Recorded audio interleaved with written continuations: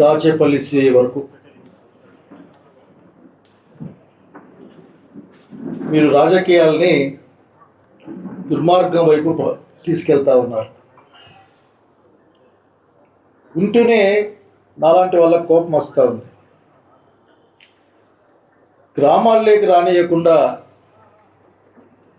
ఆ గ్రామాల్లోకి ఒకవేళ భార్యకు బాగలేకపోతే చూసుకోవడానికి వస్తే రాళ్లతోనో కర్రలతోనో కొట్టి చంపే కాలాన్ని చూస్తే అనిపించేది ఏంటంటే, చంద్రబాబు నాయుడు, ఆ ప్రభుత్వం, ఆ పార్టీ, వాళ్ళ ఎమ్మెల్యేలు, వాళ్ళ కింద తాబేదారులుగా పనిచేసే కొద్దిమంది పోలీసు వాళ్ళకి మనకి మధ్యన ఒక గెర్రి గీసుకోవాల్సిన టైం వచ్చిందేమో అనిపిస్తా ఉంది. నేను ఇక్కడ ఉన్న అందరికి, ఎందుకంటే పల్నాడు అంటే మేము రాయలసీమ వాళ్ళం, మాదే అనుకుంటూ ఉంటాం, మా వాళ్ళే అనుకుంటూ ఉంటాం మేము పల్నాడు చూసి. ఒకసారి నేను మహేష్ని కొడతా ఉన్నాను, ఒక వారం 10 లేకపోతే 10 రోజుల్లో మా అందరికి కూడా ఆ దాచేపల్లి పోలీస్ స్టేషన్ చూపి ఒకసారి. ఒక 100, 200, 300, 400, 1000, 2000, 10,000 ఎంత మన శక్తి ఉంటే అంత, ఎవరికరికి చూడాలని కోరుకుంటే చూసొద్దాం.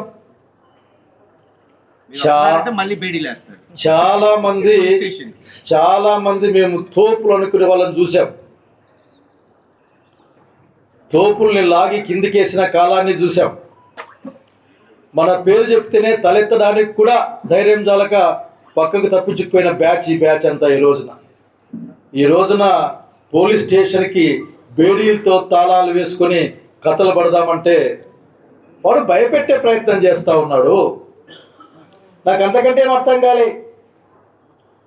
భయపెట్టే ప్రయత్నం. వస్తే మిమ్మల్ని కొడతారు, మేము కూడా కొడతాం. వస్తే మిమ్మల్ని ఏమైనా చేస్తారు, మేము కూడా ఊరికే చూస్తూ ఉంటాం. అయినా మీరు ఎందుకు రావాలా?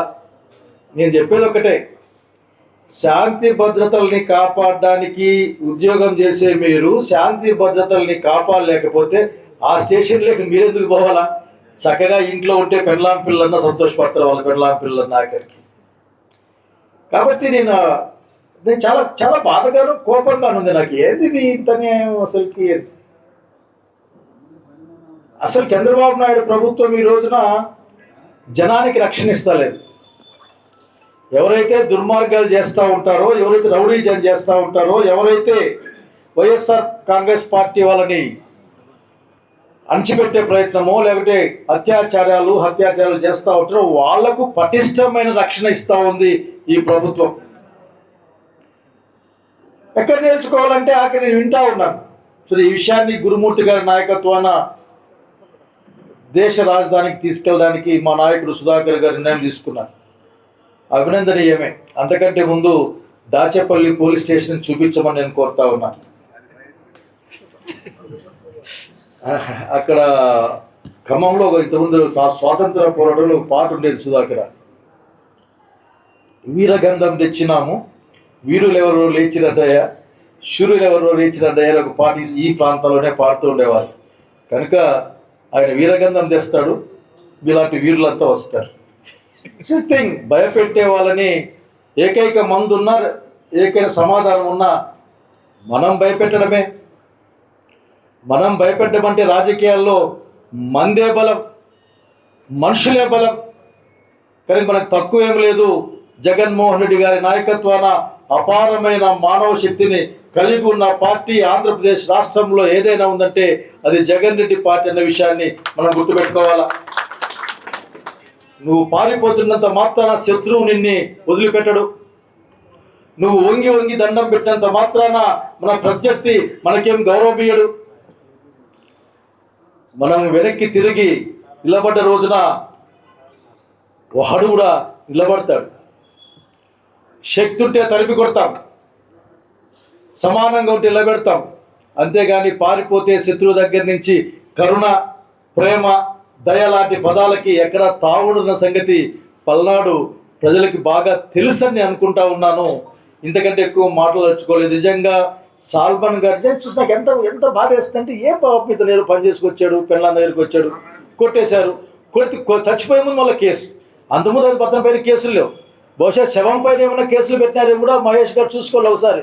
ఈ శవం వచ్చింది, 2,000 మందిని తీసుకొచ్చింది, ఆధార్ కార్డు చూపమంటే చూపలేదు అని కూడా కేసు పెట్టింటారు పాపం. చూడండి, ఎందుకంటే శవం శవం రాలేదు కదా, కోర్టుకి గీటికి రాలేదు పాపం.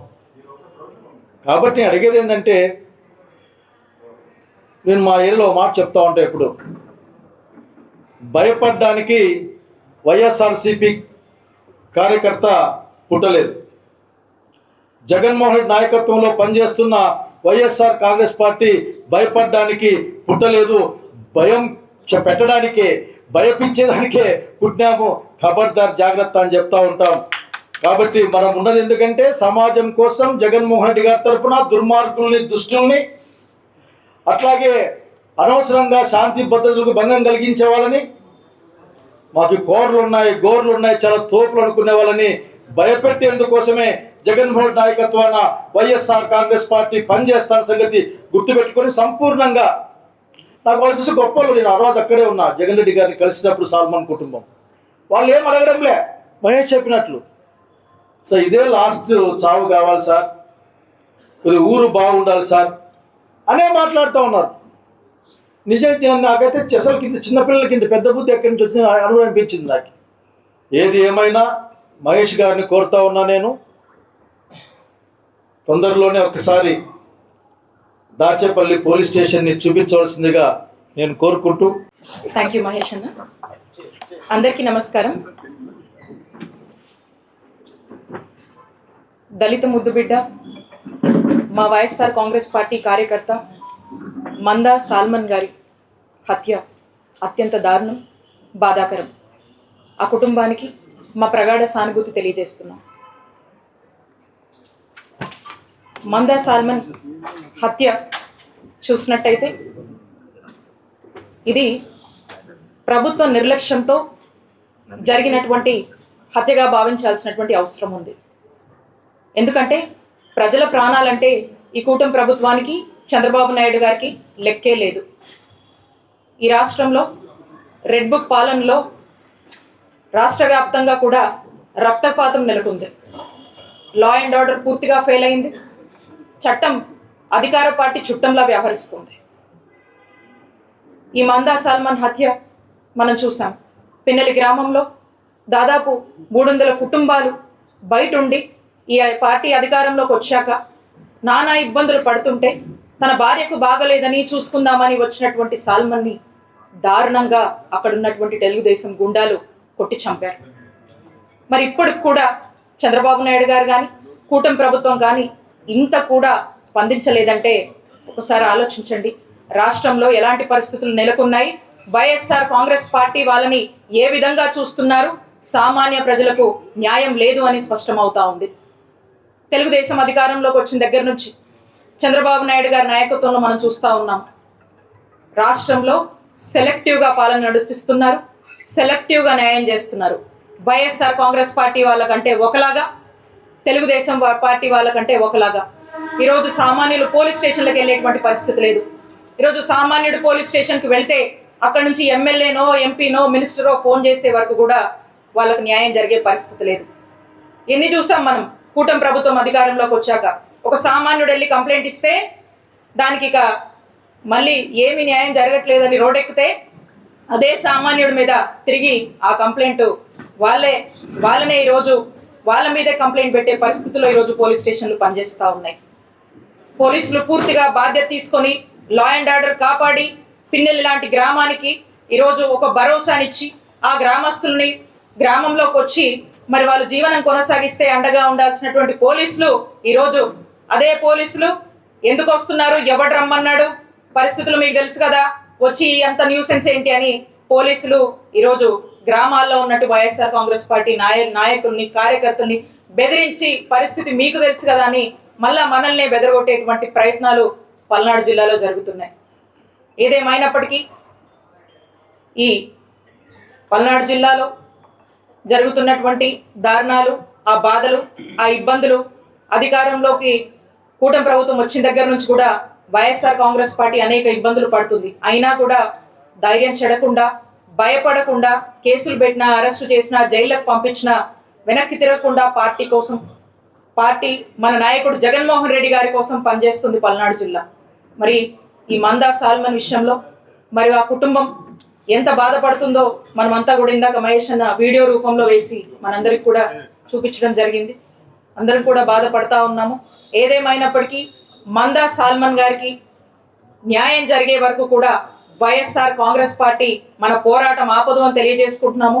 వైఎస్ఆర్ కాంగ్రెస్ పార్టీ స్పెషల్లీ కాసు మహేష్ రెడ్డి అన్న అందరం కూడా మరి ఆ కుటుంబానికి పూర్తి స్థాయిలో అండగా ఉన్నాం.